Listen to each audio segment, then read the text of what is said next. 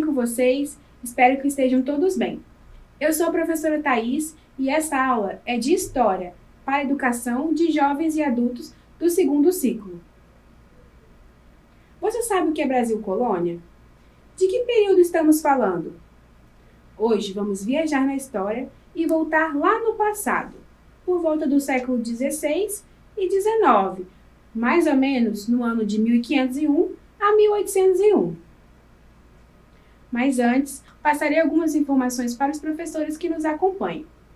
Iremos trabalhar com o eixo temático do segmento da educação de jovens e adultos, meio ambiente e sustentabilidade.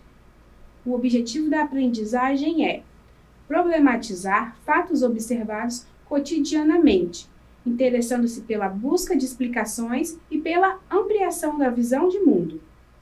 E o objetivo da nossa aula é conhecer os povos e costumes indígenas presentes no Brasil colonial. Mas antes, não esqueça de registrar sua presença apontando a câmera do celular para o QR Code que está aparecendo aí na sua tela. Você já ouviu falar na expressão "quem descobriu o Brasil"? Geralmente, quando se faz essa pergunta, a resposta é quase sempre Pedro Álvares Cabral. E quem foi Pedro Álvares Cabral? Pedro Álvares foi um navegador português. E será que quando Cabral chegou aqui no Brasil não existia ninguém? Nessa aula, vamos questionar o termo de descoberta e explicar o que foi o período conhecido como Brasil Colônia. Você sabe o que é Brasil Colônia e de qual período estamos falando? Hoje vamos viajar na história e voltar lá no passado, no século XVI e XIX, mais ou menos no ano de 1501 a 1801. Quando falamos em Brasil Colônia, estamos falando do período em que o colonizador português chegou ao Brasil. E alguns historiadores marcam esse período colonial mais precisamente no ano de 1530 a 1822, ou seja, quase 300 anos de história, um período mais longo da história do Brasil. Você já se perguntou se os portugueses realmente foram os primeiros a descobrir o Brasil? Será que não existia nada e nem ninguém aqui mesmo? Durante muito tempo, a história foi contada como se Pedro Álvares Cabral fosse o descobridor do Brasil. Mas ao longo dos anos, novos estudos foram feitos e novos personagens aparecem nessa história. São os povos originários, ou os povos indígenas. Antes da chegada dos portugueses, haviam aqui inúmeros povos de diferentes etnias habitando o nosso território. Esses povos foram classificados segundo as línguas que falavam, como o tupi, o macro-gê, o aruaque, o caribe. E nós vamos conhecer um pouquinho mais sobre esses povos originários. E o primeiro que vamos conhecer são os povos da etnia tupi. Os grupos indígenas da língua tupi eram as tribos Tamoio, Guarani, Tupiniquim, Tabajara, entre outras tribos não classificadas. E todas elas se encontravam na parte litorânea brasileira. Estes foram os primeiros índios a terem contato com os portugueses aqui no Brasil. Essas tribos eram especialistas em caça, ótimos pescadores e desenvolveram bem a coleta de frutos. Aqui no estado do Espírito Santo, até hoje existem grupos da etnia Tupi. Essas tribos estão lá no município de Aracruz, que é o único município capixaba que possui índios aldeados, com duas etnias, Tupiniquim e Guarani. Atualmente são 12 aldeias, distribuídas em 5 tribos guaranis, 6 tupiniquins e uma tupi-guarani. Agora, vamos conhecer os povos macro-gê. Esses grupos não eram encontrados no litoral. Eles eram encontrados principalmente no Planalto Central. Eram as tribos conhecidas como Timbira, Aimoré, Goitacás, Carijó, Carajá, Bororó e Botocudo. Esses grupos indígenas viviam nas proximidades nascentes de córregos e rios e tinham como hábito comer através da coleta de frutos e raízes e também da caça. Como essas tribos viviam na parte mais interior do país, nas áreas de matas fechadas, eles só vieram a ter contato com os europeus no século XVII, quando os colonizadores adentraram para dentro do país. Agora vamos conhecer outro grupo. Esses são os Caribe. Esses grupos habitavam a região que hoje compreende o estado do Amapá e Roraima, também chamada de Baixo Amazonas. As principais tribos Caribe são os Atruari e Valmiri. Segundo os relatos, esses indígenas eram considerados agressivos e praticavam a antropofagia. Você conhece essa palavra? Antropofagia? Ela significa o ato de comer ou devorar carne de outra pessoa.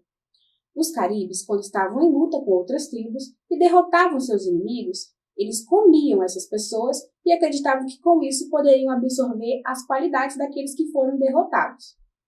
O contato com os europeus aconteceu bem depois, por volta do século XVII, e foi com as missões religiosas e com a dispersão do exército pelo território. Agora vamos conhecer os povos Aruac. As principais tribos Aruac eram os Aruãs, Pareci, Cunibó, Guaná e Terena. Estavam situados em algumas regiões da Amazônia e na ilha de Marajó. Sua principal atividade era o artesanato cerâmico. Você gosta de artesanato?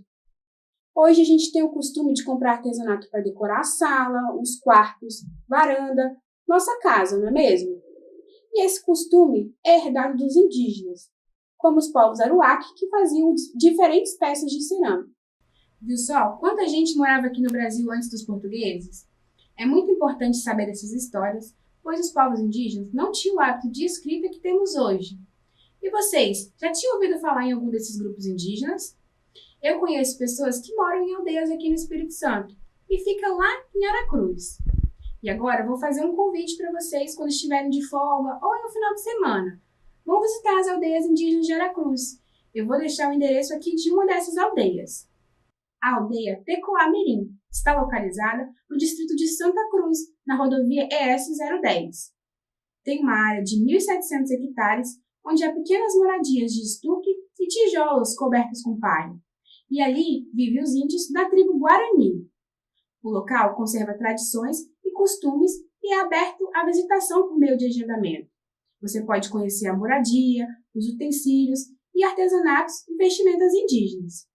Além de fazer um passeio de barco, degustar um peixe frito na brasa e conversar com os índios que moram ali.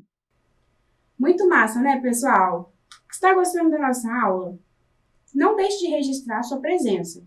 Aponte a câmera do celular para esse QR Code que está aparecendo aí na tela e vai abrir direto na nossa lista de presença. É só preencher e enviar. Vimos que existem muitas pessoas aqui no Brasil antes dos portugueses. E com a chegada dos colonizadores, muita coisa mudou. Como os costumes e hábitos desses povos, que se misturaram aqui com o passar dos anos. O exemplo disso é o banho. Você tem hábito de tomar banho todos os dias? Eu, geralmente, tomo de 1 a 2 banhos por dia. E quando está muito calor, eu tomo até 4 banhos por dia. Aqui no Brasil, nosso clima é bem quente, não é mesmo? E sabiam que esse hábito de tomar banho é um costume indígena? Para os europeus, o banho não era algo comum, porque o clima na Europa era bem frio. Um outro costume diferente entre indígenas e europeus era o hábito de usar roupa. Os indígenas, em sua maioria, não usavam roupas por conta do calor aqui no Brasil. Usavam colares, enfeites com penas de aves, pinturas no corpo, ou poucas peças ou nada do seu corpo. Já os europeus tinham o costume de usar muita roupa por conta do clima frio que é na Europa.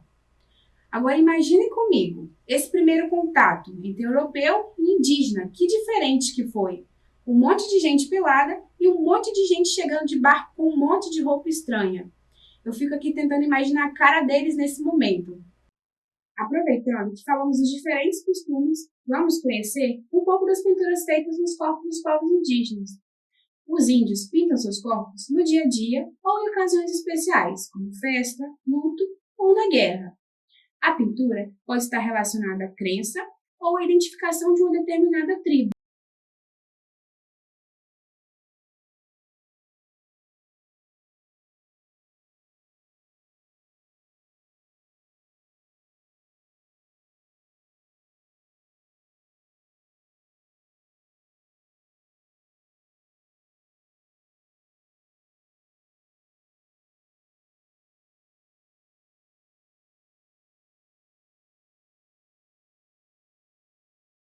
Usavam gravetos ou o próprio dedo. Muito bacana, né, pessoal? Agora, nós vamos para o nosso momento do mão na massa e fazer algumas tintas naturais produzidas igual aos indígenas. Anota aí o que vamos precisar. Tenho certeza que pelo menos um desses materiais você tem em casa. Cola branca, açafrão, terra, pó de café, urucum, um pouco de água, um pote plástico e uma colher. E vamos à mão na massa? Separou os materiais aí na sua casa? Vamos começar. Primeiro, a gente pega o recipiente e coloca um pouco de água. A gente vai usar a mesma medida de água para a mesma medida